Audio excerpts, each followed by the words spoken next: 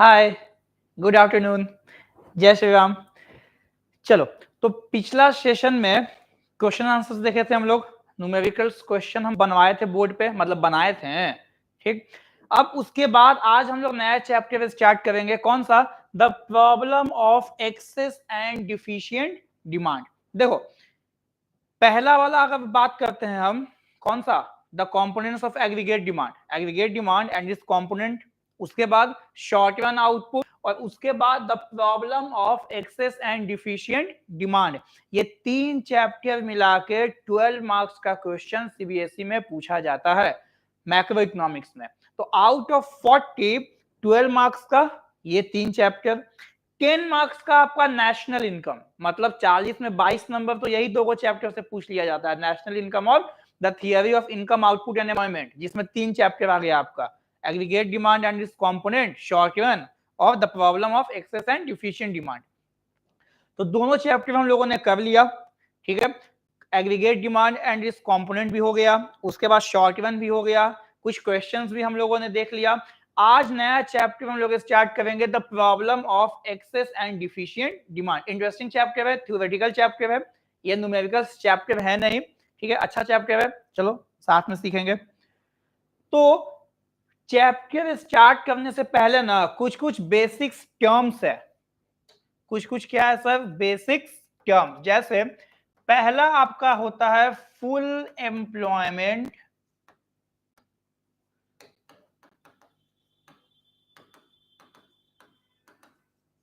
Full employment equilibrium, ठीक। Full employment equilibrium का मतलब क्या होता है? फुल एम्प्लॉयमेंट इक्विलिब्रियम का मतलब कि it is a point where aggregate demand is equals to aggregate supply. क्या बोले हम? कि it is a point where aggregate demand is equals to aggregate supply along with fuller utilization of resources, along with fuller utilization of resources, ठीक। कहने का मतलब कि जो हमारा इकोनॉमी है उसमें नो कैपेसिटी, कोई प्रोडक्शन करने का कैपेसिटी नहीं होता है। जो आपका इकोनॉमी है वो ऑलरेडी आपका फुलर यूटिलाइजेशन ऑफ रिसोर्सेज पे पहुंच चुका है, फुल एम्प्लॉयमेंट पे पहुंच चुका है। अब इसको एग्जांपल से समझ लो। एक मान लो एक इकोनॉमी है, ठीक। उस इकोनॉमी का मैक्सिमम कैपेसिटी है 10 यूनिट ऑफ आउटपुट प्रोड्यूस करने का, ठीक। हम क्या बोले कि एक इकोनॉमी है, एक इकोनॉमी का मैक्सिमम कैपेसिटी है कि 10 यूनिट कोई भी आउटपुट वो इकोनॉमी प्रोड्यूस कर सकता है। अब मान लो कि एग्रीगेट डिमांड और एग्रीगेट सप्लाई दोनों इक्वल है, AD is equals to AS. 10-10 पे क्या आपका एग्रीगेट डिमांड और एग्रीगेट सप्लाई इक्वल है, ठीक।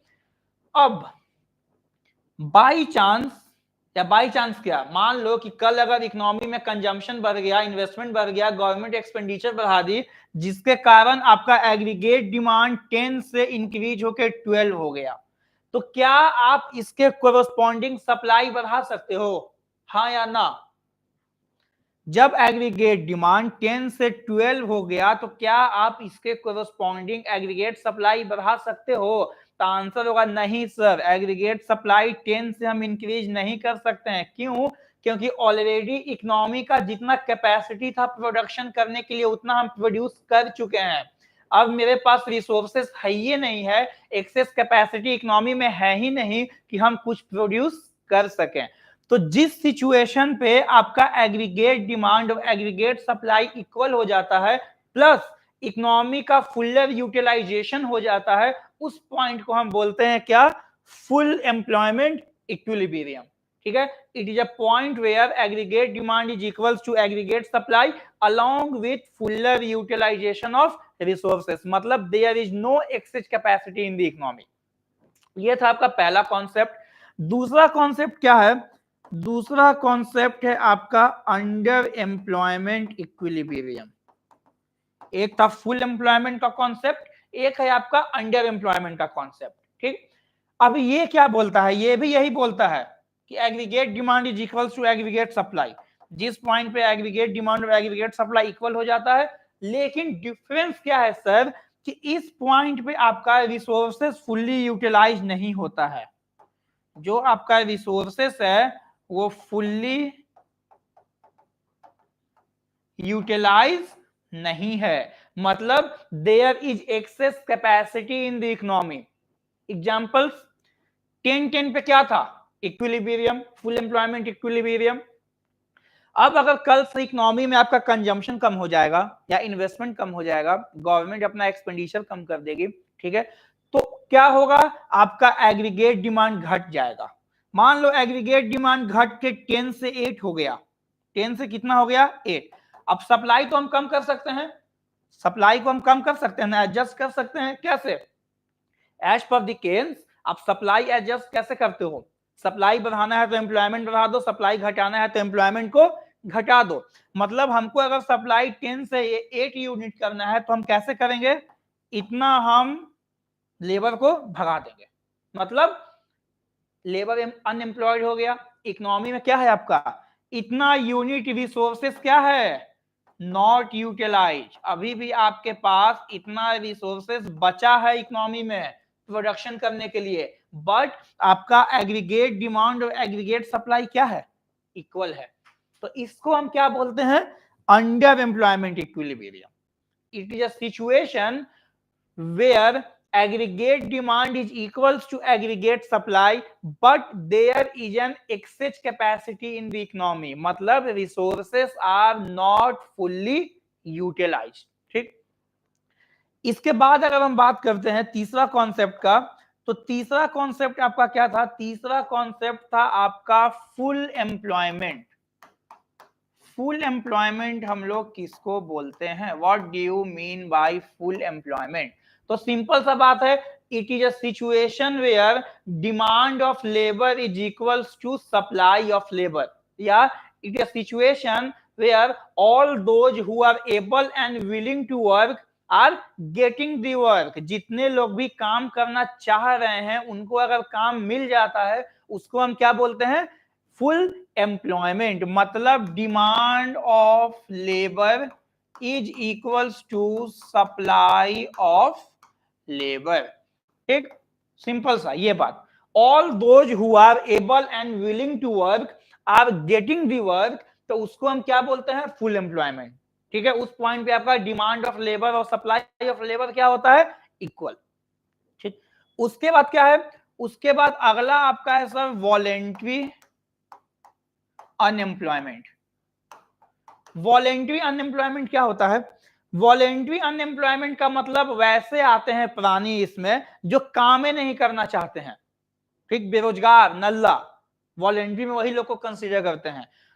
ठीक है, दीज आर दोज लोग who are able and willing to work, लेकिन वो काम करना चाहते ही नहीं है, उनको काम करने का मन ही नहीं है, उनको कितना भी पैसा दे दो उनको काम ही नहीं करना है।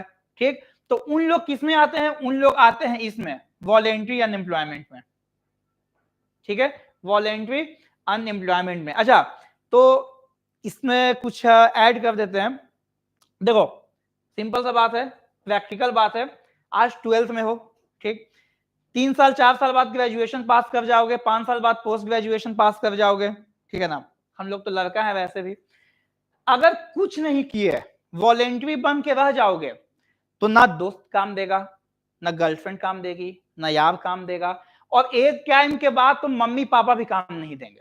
ठीक, खाना ला के दे देंगे तो बोलेंगे बगल में कि बेटा कब तक खिलाएं पिलाएं तुमको, हम कब तक पाल पोस के बड़का करें। एग्जैक्टली, और स्पेशली लड़कों का हम बात कर रहे हैं। तो ठीक है, दोस्ती यारी ठीक है, अच्छा है, लेकिन अभी पढ़ लो। आज अगर नहीं पढ़ाई करोगे तो ठीक है, अभी तो मौज मस्ती में कट जाएगा दिन दुनिया, लेकिन कब तक दिन दुनिया कटेगा? कब तक? ठीक है, एक टाइम के बाद दोस्त ताना मारेगा, दोस्त के बाद एक टाइम के बाद फैमिली वाले ताने मारेंगे, गर्लफ्रेंड ब्याह नहीं करेगी, शादी नहीं करेगी, भाग जाएगी दूसरे के साथ, समाज वाला तुमको गलियाएगा कि फलाना के बेटा कुछ कर नहीं रहा है। तो ये चीज सोचो, अभी पढ़ लो, बाद में पछताओगे नहीं, नहीं तो बाद में अफसोस करने का कोई मतलब नहीं बनता है, कोई मतलब नहीं बनेगा बाद में अफसोस करने का। तो हाँ, कुछ लाइन लाए हैं उनके लिए। क्या है कि मुश्किल की राह पर अगर कदम रखोगे, हर मुश्किल को आसान बनाओगे। ठीक है, क्या है कि मेहनत की राह पे अगर कदम रखोगे, हर मुश्किल को आसान बनाओगे, जो अभी पढ़ाई से डरते हो, याद रखना आज की मेहनत कल तुम्हें क्या दिखाएगी, सितारे दिखाएगी। ठीक है, जो दिन में सितारे देखते हो ना कि ये कर लेंगे, वो कर लेंगे, ये कर लेंगे, तो उसके लिए पढ़ाई करना पड़ेगा। नहीं पढ़ोगे तो कहां फेंकाओगे, कहां ठेलाओगे। चलो, बाकी आप लोग समझदार हैं। तो वॉलेंट्री अनएम्प्लॉयमेंट में वही तुच्छ लोग आते हैं जो काम ही नहीं करना चाहते हैं। ठीक है, वैसे लोग जो कोई भी वेज रेट पे काम करना नहीं चाहते हैं, वो किस में आते हैं, वो आते हैं आपके वॉलेंट्री अनएम्प्लॉयमेंट में। ठीक, इसके बाद है आपका sir involuntary unemployment. What do you mean bye involuntary unemployment?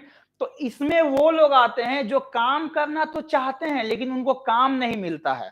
Those who are able and willing to work but not getting the work.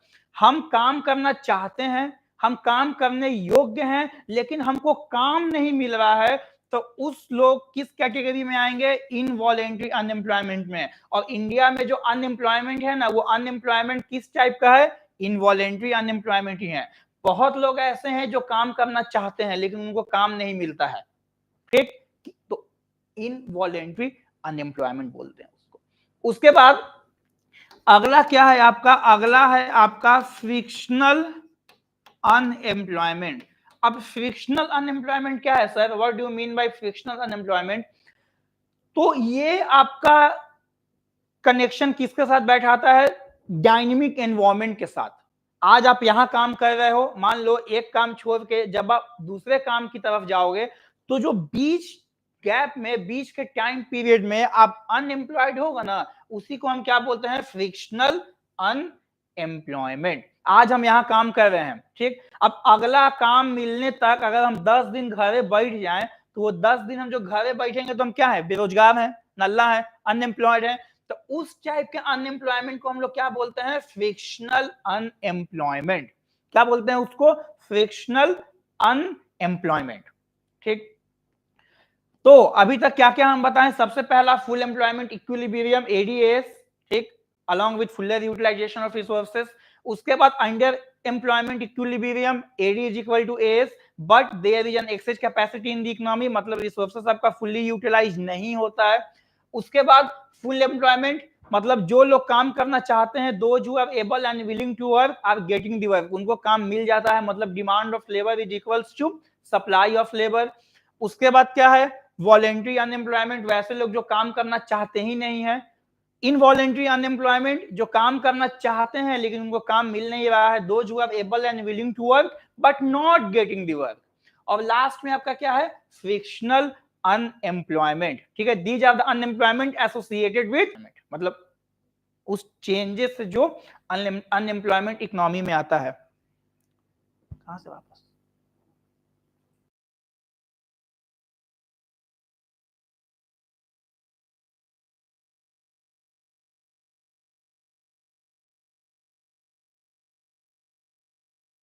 हाँ, लास्ट आपका क्या बचा, लास्ट हुआ आपका फ्रिक्शनल अनएम्प्लॉयमेंट। इसका मतलब these are the type of unemployment which is associated with the dynamic environment. वैसा environment जिसमें बहुत जल्दी जल्दी चेंजेस आता है, और उस चेंजेस के कारण अगर कोई लोग शॉर्ट पीरियड ऑफ टाइम के लिए अनएम्प्लॉयड हैं, तो वो किसमें आते हैं, फ्रिक्शनल अनएम्प्लॉयमेंट में। ठीक, ठीक, अब आ जाओ मेन टॉपिक जो आपका है, डिफिशिएंट डिमांड। ठीक है, क्या है आपका, डिफिशिएंट डिमांड। ठीक, deficient demand most important topic, यहां से क्वेश्चन आता है। दोनों सिचुएशन, या तो इन्फ्लेशनरी गैप या फिर डिफ्लेशनरी गैप, एक क्वेश्चन बोर्ड्स में पूछता है। मोस्ट प्रोबेबली चांसेस होता है दोनों में से कोई एक पूछे, और साथ में पॉलिसी भी पूछता है कि कौन सा पॉलिसी यूज करके आप इन चीज को इकोनॉमी से हटाओगे। तो अभी ध्यान से समझ लेना। ठीक, डिफ्लेशन, डिफिशिएंट डिमांड। चलो, डिफिशिएंट,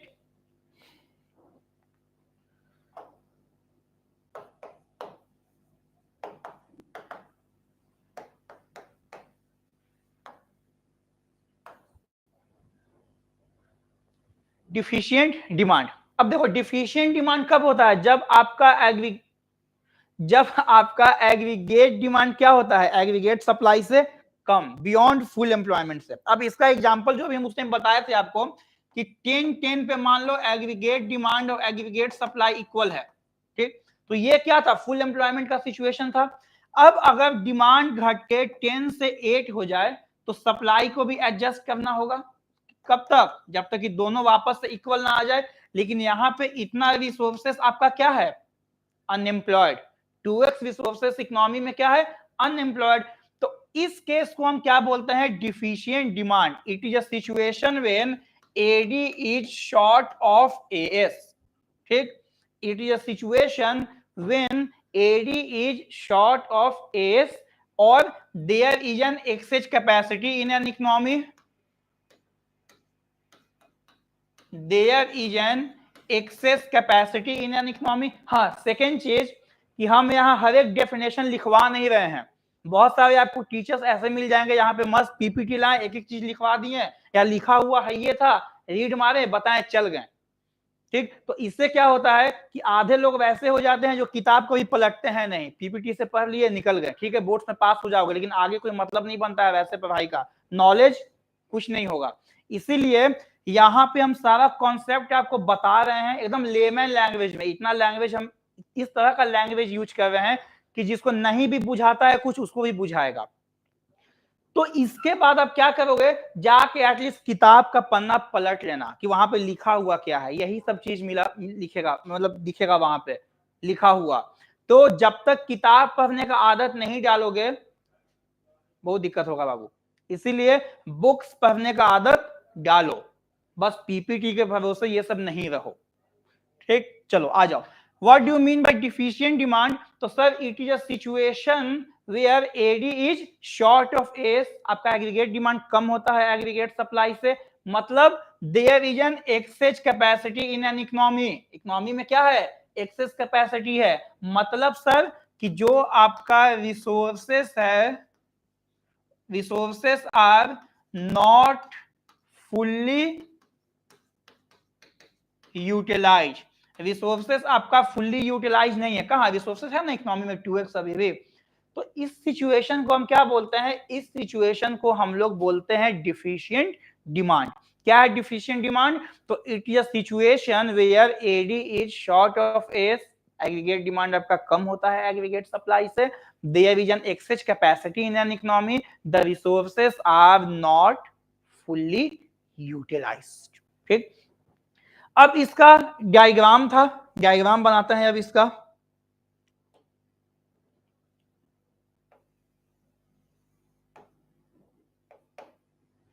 एक्स वाई जीरो, यहां पे आपका आउटपुट या इनकम या जीडीपी, यहां पे आपका aggregate demand and aggregate supply. ये तो आपका हो गया aggregate supply, aggregate supply is equals to income. ये हो गया आपका aggregate demand C plus I, ठीक। ये हो गया आपका एग्रीगेट डिमांड, ये हो गया आपका ओएन। क्या इसको और ऊपर बनाते हैं, वेट,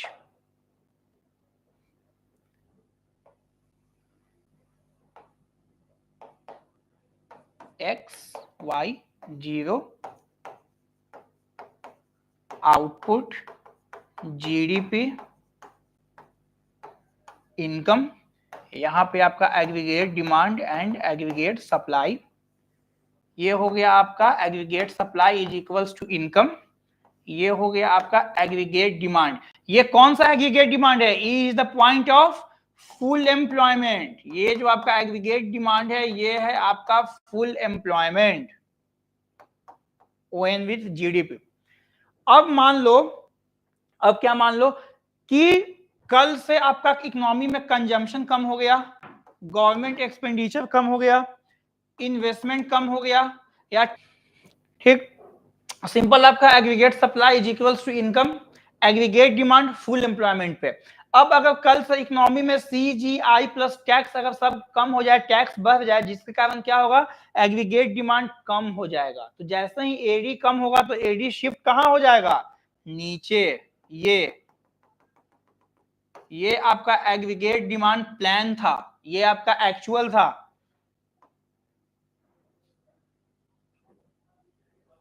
ठीक, अब इक्विलिब्रियम कहां पे, अब इक्विलिब्रियम है सर यहां एन डैश, क्या एन डैश, मतलब जैसे ही आपका एग्रीगेट डिमांड कम हुआ वैसे ही आपका आउटपुट, आपका नेशनल इनकम, आपका जीडीपी क्या हुआ, कम। इसको यहां पे लिखो, एग्रीगेट डिमांड अंडर एम्प्लॉयमेंट। ठीक, और ये जो गैप है, ये गैप, इस गैप को कोई नाम दे दो, मान लो यहां नाम दे दो आप Q और यहां नाम दे दो आप A। ये जो गैप है, इसी गैप को हम लोग बोलते हैं क्या, डिफ्लेशनरी। इस गैप को हम लोग बोलते हैं क्या, डिफ्लेशनरी गैप। ठीक, the gap between Q and A, जो गैप है आपका Q और A का, उस गैप को हम लोग क्या बोलते हैं, उस गैप को हम लोग बोलते हैं डिफ्लेशनरी गैप। जो आपका full employment aggregate demand of aggregate supply और under employment aggregate demand of aggregate supply के बीच में जो गैप है, इसी गैप को हम लोग क्या बोलते हैं, डिफ्लेशनरी गैप। ठीक, डिफ्लेशनरी गैप। तो अब सवाल यह है कि डिफ्लेशनरी गैप का सर इकोनॉमी में इम्प्लीकेशन होगा ना कुछ ना कुछ, या तो पॉजिटिव नहीं तो निगेटिव इंपैक्ट होगा ही होगा। ऐसा तो है नहीं कि इसका कुछ कॉन्सिक्वेंसेस होगा नहीं। हाँ सर, एकदम कॉन्सिक्वेंसेस है इसका, एकदम इम्प्लीकेशन है उसका। देखो इम्प्लीकेशन, अब इम्प्लीकेशन क्या है, इम्प्लीकेशन तो देखो, aggregate demand is short of aggregate supply, supply ज्यादा है डिमांड कम है, मतलब प्रोड्यूसर के पास अनसोल्ड आउटपुट है या अनसोल्ड स्टॉक है। ठीक, unsold stock with producers, producers के पास क्या है, अनसोल्ड स्टॉक।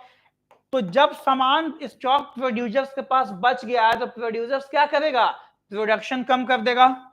तो कट इन प्रोडक्शन, प्रोडक्शन कम कैसे होगा, एम्प्लॉयमेंट कम करके। आप कैसे प्रोडक्शन कम करते हो, तो as per the case production कम होता है एम्प्लॉयमेंट कम करके। तो रिड्यूस इन एम्प्लॉयमेंट, जैसे ही एम्प्लॉयमेंट कम करोगे तो इनकम कम हो जाएगा,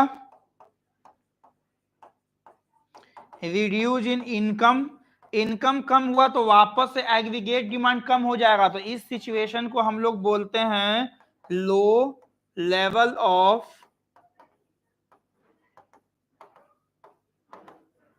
equilibrium trap, low level of equilibrium trap. ये डिफिशिएंट डिमांड का आपका मेन कॉन्सिक्वेंसेस है sir, low level of equilibrium trap. आप कोई भी किताब में देख लो, इस किताब, कोई भी किताब में आपको ऐसा फ्लो चार्ट नहीं मिलेगा, लिखा हुआ सेम चीज है, कॉन्सिक्वेंसेस में वहां भी लिखा हुआ है, cut in production, national income कम हो जाएगा, एम्प्लॉयमेंट कम हो जाएगा, लेकिन आपको इस तरह से सिंपल लैंग्वेज में फ्लो चार्ट नहीं है दिखाया हुआ। ठीक है, तो पहले ये फ्लो चार्ट बता देना, उसके बाद फ्लो चार्ट बताने के बाद इसको एक्सप्लेन कर देना। ठीक है, अगर एग्जाम में पूछे व्हाट इज डिफ्लेशनरी गैप या what do mean by deficient demand, long answer में डेफिनेशन, डायग्राम, डायग्राम को एक्सप्लेन, फ्लो चार्ट। ठीक, चलो ये था आपका फ्लो चार्ट। हाँ, low level of equilibrium trap का मतलब क्या होता है, what do you mean by low level of equilibrium trap? तो sir it is a situation where aggregate demand is low because income is low and income is low because aggregate demand is low। ये वो situation होता है जहां पे आपका aggregate demand कम होता है। क्यों? क्योंकि नेशनल इनकम या इनकम कम होता है, और इनकम कम इसीलिए होता है क्योंकि आपका एग्रीगेट डिमांड भी क्या होता है, कम होता है। तो इस सिचुएशन को हम लोग बोलते हैं क्या, लो लेवल ऑफ इक्विलिब्रियम ट्रैप। चलो अब आ जाओ एक्सेस डिमांड। ठीक, अब आइए sir excess demand. Excess demand क्या होता है, जब एग्रीगेट डिमांड आपका ज्यादा होता है एग्रीगेट सप्लाई से बियॉन्ड फुल एम्प्लॉयमेंट। मतलब जब 10-10 पे ऑलरेडी इक्वल है एग्रीगेट डिमांड और एग्रीगेट सप्लाई, अगर ये इंक्रीज होकर 12 हो जाएगा तो आप एग्रीगेट सप्लाई तो इंक्रीज कर नहीं सकते हो।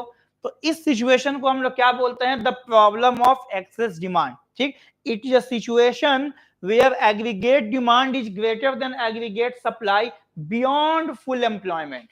ठीक, आपके पास उतना कैपेसिटी है ही नहीं, सॉरी आपके पास नहीं, इकोनॉमिक में उतना कैपेसिटी है ही नहीं कि आप सप्लाई इंक्रीज कर सको, आप प्रोडक्शन इंक्रीज कर सको। ठीक, तो इस सिचुएशन को हम क्या बोलते हैं, excess demand. It is a situation where aggregate demand is greater than aggregate supply beyond the full employment. There is no excess capacity in an economy. The resources are fully utilized. अब इसका भी diagram है, इसका भी diagram देख लो।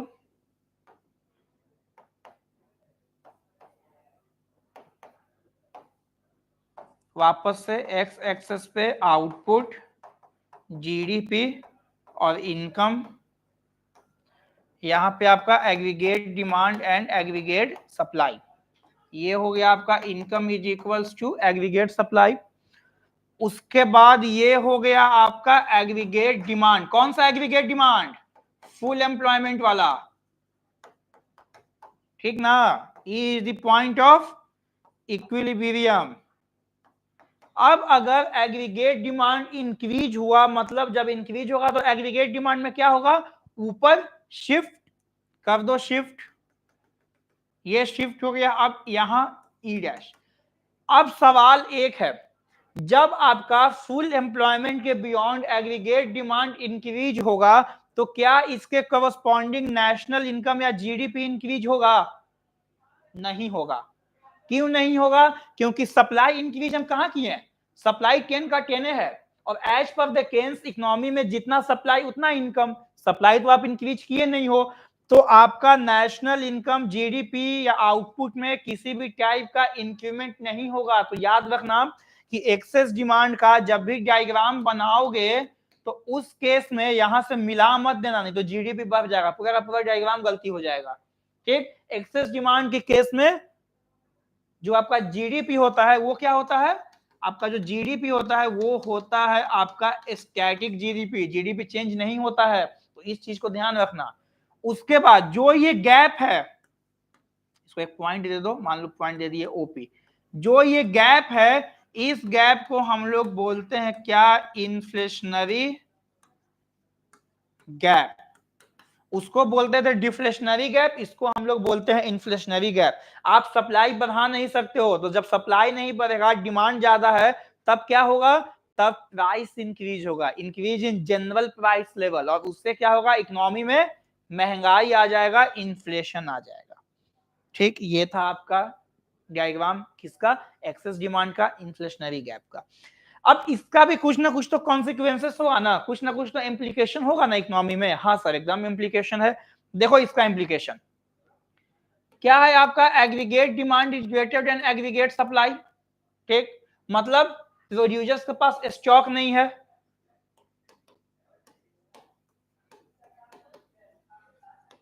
Shortage of stock with producers. अब producer supply तो बढ़ा नहीं सकता है, तो इसका इंपैक्ट क्या होगा, this will increase the general price level. क्या होगा, this will increase the price level. ठीक, तो जितना भी सामान है सबका दाम महंगा हो जाएगा। The price of existing goods increases. तो मेन कॉन्सिक्वेंसेस इसका क्या है, there will be a situation of wage price spiral. Main consequences inflationary gap का क्या है, वेज प्राइस स्पाइरल। क्या है बताएंगे, इससे क्या होगा, प्रोड्यूसर्स का प्रॉफिट कम हो जाएगा, profit of producers will reduce. इससे क्या होगा, इन्वेस्टमेंट कम हो जाएगा,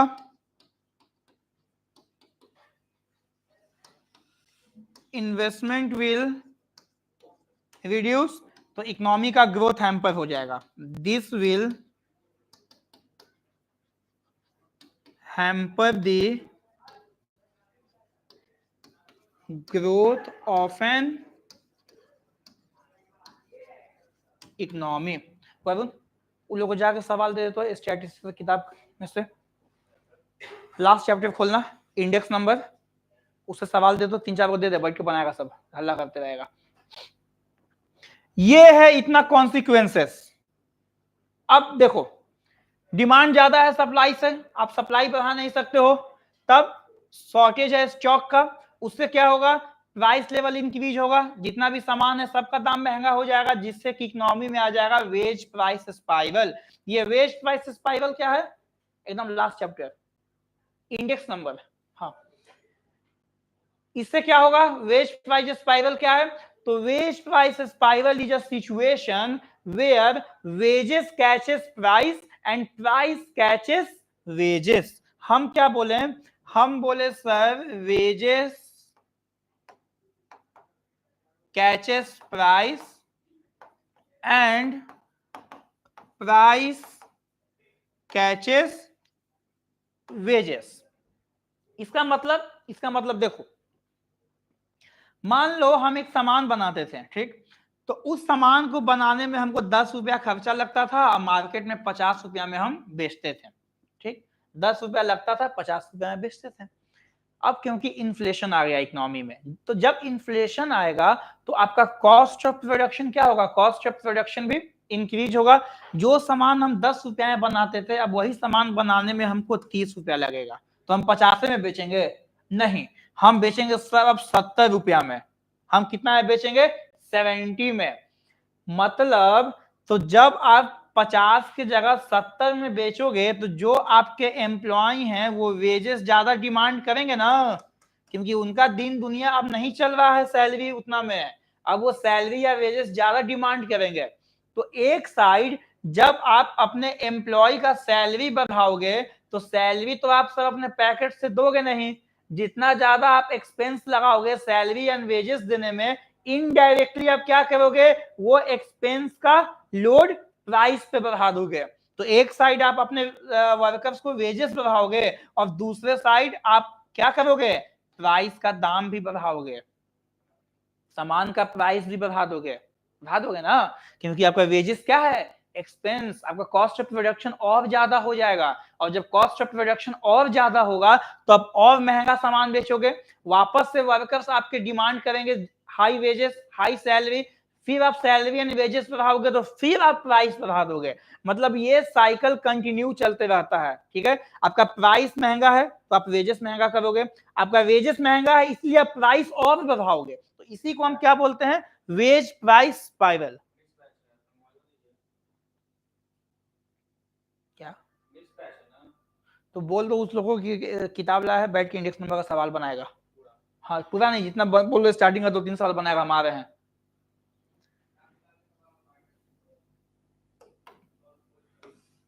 ये था आपका, क्या था आपका, यही था आपका वेज प्राइस स्पाइरल, कि it is situation where wages catches price and price catches wages, जिसको हम लोग बोलते हैं वेज प्राइस स्पाइरल, ठीक।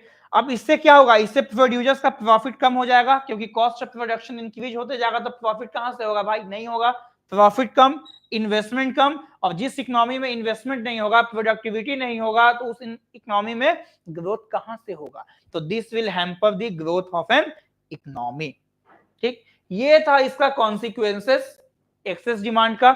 डिफिशिएंट डिमांड का कॉन्सिक्वेंसेस हम बता दिए।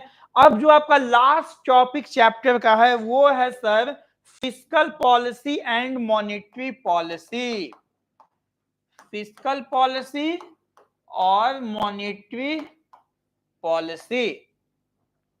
मॉनेटरी पॉलिसी हम बहुत डीप में बताएंगे नहीं, क्योंकि ऑलरेडी हम आपको बैंकिंग में मॉनेटरी पॉलिसी बताए हैं, तो जिन लोगों ने नहीं देखा होगा, जिन लोगों ने नहीं समझा होगा, वो प्लीज बैंकिंग चैप्टर एक बार जाकर देख लीजिएगा, वहां पे मॉनेटरी पॉलिसी हम अच्छे से एक्सप्लेन किए हैं, ठीक। चलो, तो 2 टाइप का पॉलिसी लिखे हम, एक फिस्कल पॉलिसी, एक मॉनेटरी पॉलिसी, ठीक। Fiscal policy is a policy which is implemented and control by the government of India, or monetary policy is that policy which is implemented and controlled by the central bank. जो policy आपका central bank adopt करता है, central bank implement करता है, central bank control करता है, उसको हम लोग बोलते हैं मॉनेटरी पॉलिसी। जो पॉलिसी आपका गवर्नमेंट इंप्लीमेंट करती है, गवर्नमेंट कंट्रोल करती है, उसको हम लोग बोलते हैं फिस्कल पॉलिसी। फिस्कल पॉलिसी का दो नाम और है, कौन कौन सा? एक है आपका budgetary policy, fiscal policy is also known as budgetary policy and revenue and expenditure policy। ये दो नाम और है फिस्कल पॉलिसी का, एक बजटरी पॉलिसी और दूसरा रेवेन्यू एंड एक्सपेंडिचर पॉलिसी। अब फिस्कल पॉलिसी का टूल्स है, 4 टूल्स आपको किताब में दिया हुआ है, कौन कौन सा? पब्लिक एक्सपेंडिचर, सेकंड आपका क्या है? टैक्स रेट, थर्ड आपका क्या है? पब्लिक डेब्ट, और लास्ट आपका क्या है? Borrowing, borrowing.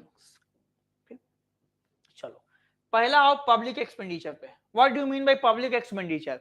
तो the expenditure incurred by a government on infrastructure, जो गवर्नमेंट एक्सपेंडिचर करती है इकोनॉमी में, स्कूल बनवाती है, डैम्स बनवाती है, इंफ्रास्ट्रक्चर बनवाती है, हॉस्पिटल बनवाती है, सोशल वेलबिंग पे खर्च करती है, वो सब क्या है? वो सब आपका आता है अंडर पब्लिक एक्सपेंडिचर।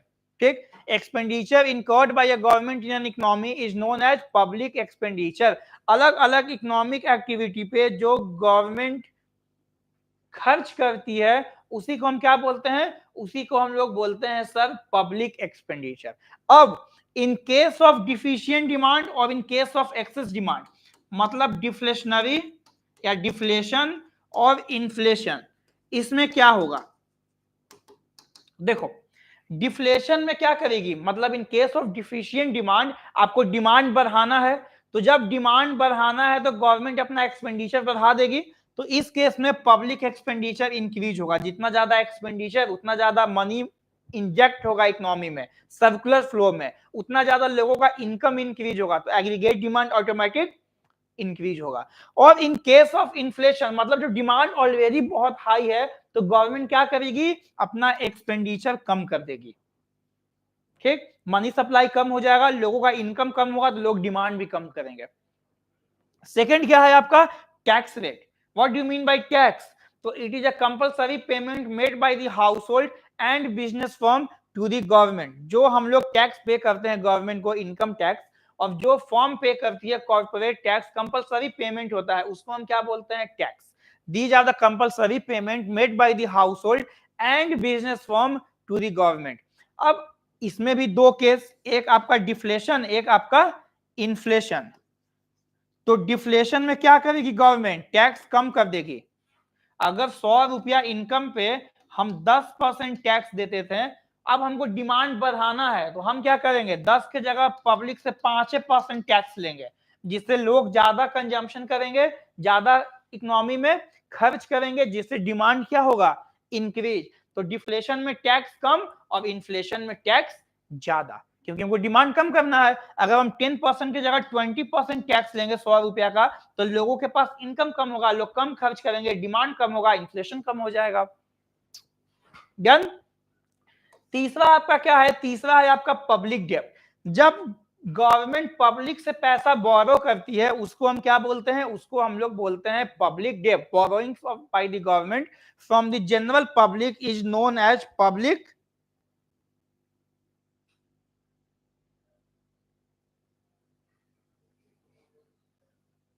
एक मिनट, इज नोन एज पब्लिक डेब्ट। ठीक, जब भी पैसा गवर्नमेंट पब्लिक से बोरो करती है, उसको हम क्या बोलते हैं? पब्लिक डेब्ट। अब पब्लिक से बोरो करने का मतलब ये नहीं कि घर, तुम्हारे घर के दरवाजा पे खटखट करेगी कि भाई हमको पैसा दे दो, नहीं।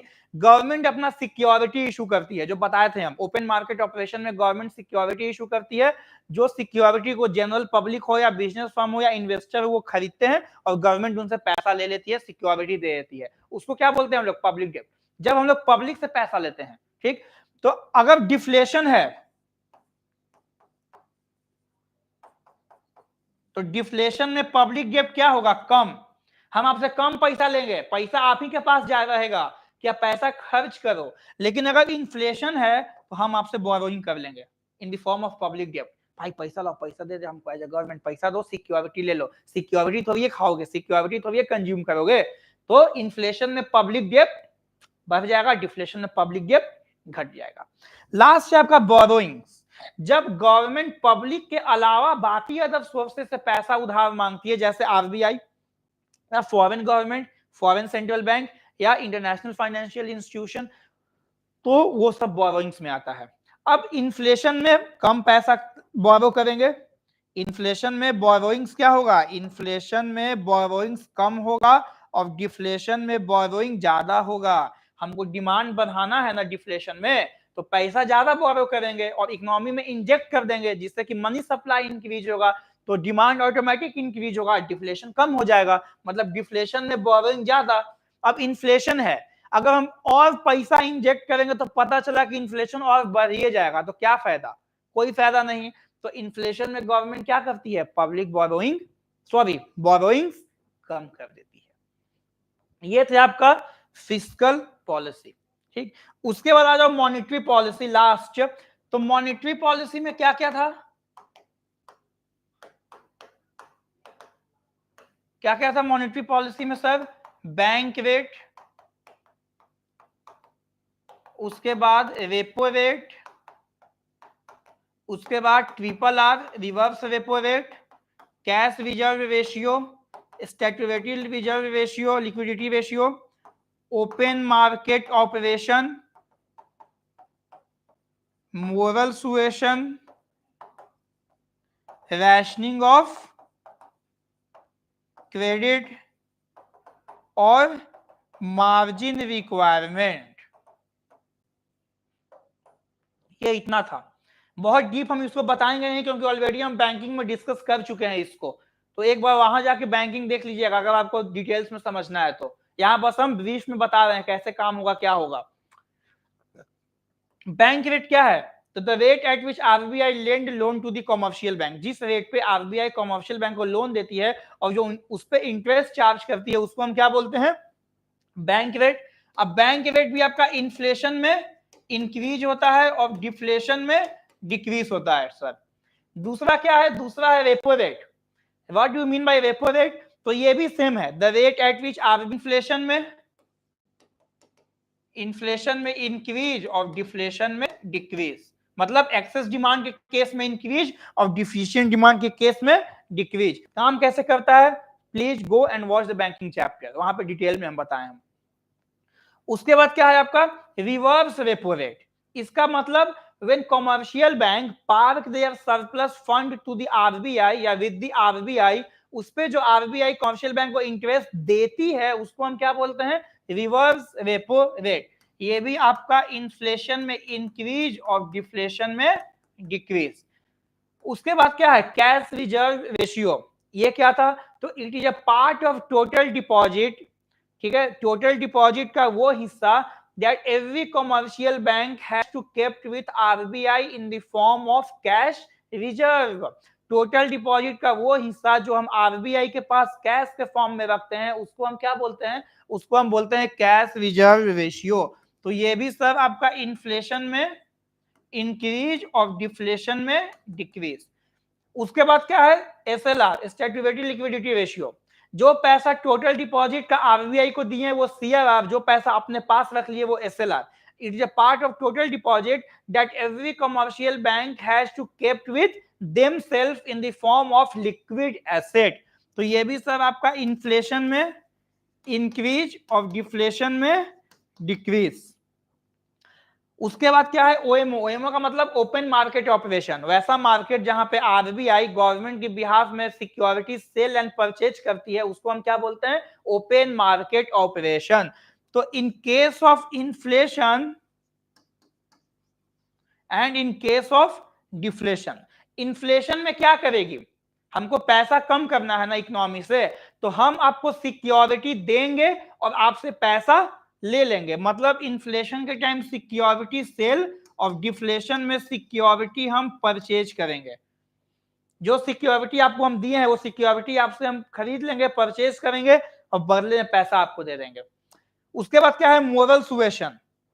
ठीक, मोरल सुएशन में क्या बताए थे कि इन्फ्लेशन के टाइम आरबीआई मेंटली प्रेशर डालेगी बैंक पे और डिफ्लेशन के टाइम लिबरल हो जाएगी।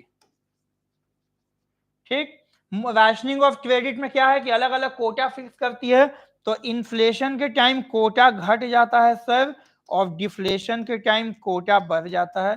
लास्ट में है margin requirement. What do you mean by margin requirement? तो it the difference between the amount of loan and value of collateral. जो डिफरेंस होता है लोन और कोलैटरल के वैल्यू के बीच का, उसी को हम क्या बोलते हैं? उसी को हम लोग बोलते हैं मार्जिन रिक्वायरमेंट। ये भी सर आपका इन्फ्लेशन में इंक्रीज और डिफ्लेशन में डिक्रीज। ये था आपका कंप्लीट चैप्टर। अब कैसे घटता है कैसे बढ़ता है, please go and watch the banking chapter, वहां पे हम अच्छे से एक्सप्लेन किए हैं सभी चीजों को। ठीक, तो इस चैप्टर में हम लोगों ने देख लिया बेसिक डेफिनेशन क्या है, डिफिशिएंट डिमांड देख लिया, डायग्राम हो गया उसका, कॉन्सिक्वेंसेस हो गया, उसके बाद इन्फ्लेशन सॉरी एक्सेस डिमांड हो गया, उसका डेफिनेशन हो गया, उसका कॉन्सिक्वेंसेस हो गया, दोनों पॉलिसी हो गया, fiscal policy and monetary policy कैसे काम होता है वो सब बता दिए। अब आपका क्या काम है सर, वीडियोस देख लो, अच्छे से सारा कॉन्सेप्ट यहाँ बता दिए हैं, समझ जाओगे। और प्लीज घर जाकर या कहीं भी हो तो किताब खोल के पढ़ना स्टार्ट करो, क्योंकि जब किताब खोल के पढ़ोगे ना तो आपको और अच्छे से समझ आएगा। बस नोट्स और पीपीटी के भरोसे मत रहो भाई, नोट्स और पीपीटी के भरोसे तुम पास कर जाओगे, लेकिन जो तुम्हारा नॉलेज है वो नॉलेज कभी इंक्रीज नहीं होगा। तो कम से कम किताब खोल के पढ़ना स्टार्ट करो। हम इसलिए यहाँ पीपीटी से नहीं पढ़ाते हैं, वो मेरे लिए और इजी होगा, हमको इतना लिखना नहीं पड़ता दुनिया भर का, लेकिन हमको पीपीटी से पढ़ाना पसंद नहीं है टू बी ऑनेस्ट। यहाँ लिखो, वो समझाओ ना सामने बच्चों को कि कैसे काम करता है क्या होता है। कुछ मेहनत आप कर लो, आप घर बुक्स जाके पलटो, किताब खोलो, देखो क्या है क्या नहीं है। ठीक, अगला क्लास में इसी चैप्टर से रिलेटेड कुछ इंपॉर्टेंट क्वेश्चंस कराएंगे जो बोर्ड्स में आते हैं, क्या आते हैं, कैसे पूछे जाते हैं, आपको लिखना कैसे है क्या है वो देखेंगे। उसके बाद नया चैप्टर स्टार्ट करेंगे। ठीक है, तब तक बाय, टेक केयर, जय श्री राम।